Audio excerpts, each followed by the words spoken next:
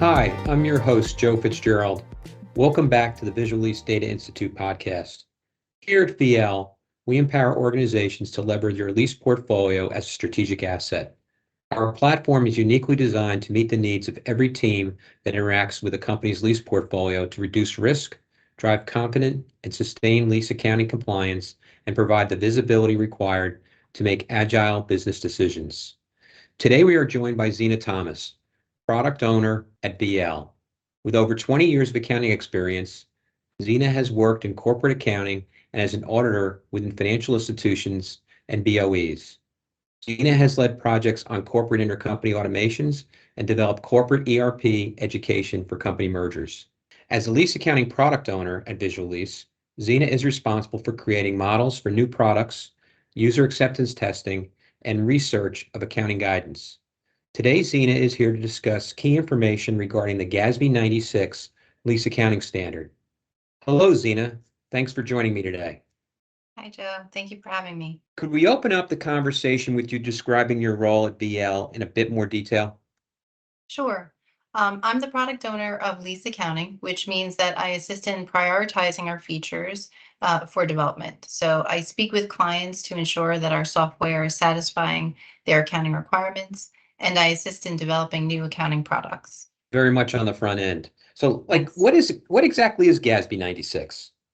GASB 96 is the accounting treatment for subscription-based information technology arrangements. It's GASB's response to questions around accounting treatment for software. Many entities were already capitalizing these costs, and they were looking for GASB to justify that treatment. Similarly, GASB to GASB 87, it creates a right of use asset and a liability for the lease term of these software arrangements. So many of the government entities that will be complying with GASB 96 are just coming off what sounds like a similar accounting standard, GASB 87. Could you give us a bit more of a compare and contrast between the two standards? GASB 96 is very similar to GASB 87. Our amortization schedules will almost be identical. The difference comes in when we are in the beginning stages of these software agreements. GASB defines 3 implementation stages for 96, whereas we won't have those for 87. The first being a preliminary stage, which costs are associated with the conceptual framework of the subscription asset. These are usually expensed as they are incurred. The second is the initial implementation stage, which is all the costs associated in placing the asset into service. These costs, for the most part, are capitalized. And the final stage is the operation and additional implementation stage. These are for troubleshooting, maintaining the software, and other ongoing activities. In this stage, you may have a mix of capitalization and expense cost. Assuming an entity decided to leverage a technology solution for GASB 87, could that technology also be used to enable adoption of GASB 96? They could, but they have to be careful around the terminology and around reporting. GASB 96 has to be separate from 87 disclosures. So currently, if you're using 87 calculations to predict 96 measurements, that's fine. But you really want to use a specific GASB 96 platform. So how would VL in its design, how would it handle it?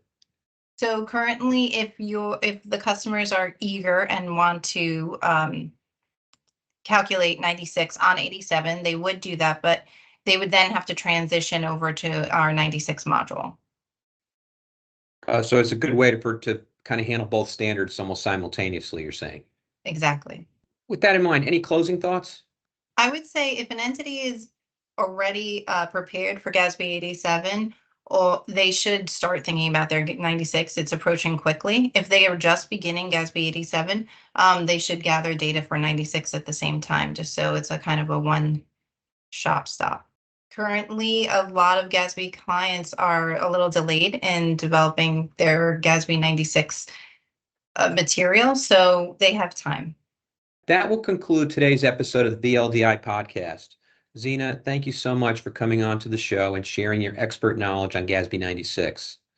If you have enjoyed this episode and want to catch up with other resources from the Visual Lease Data Institute, be sure to follow our LinkedIn, Twitter, Instagram, and Facebook pages at Visual Lease, as well as our new LinkedIn community page. Links to all our pages will be in the YouTube description box. And don't forget to tune into the next episode of the Visual Lease Data Institute podcast, where our focus is on helping you leverage your lease portfolio as a strategic asset.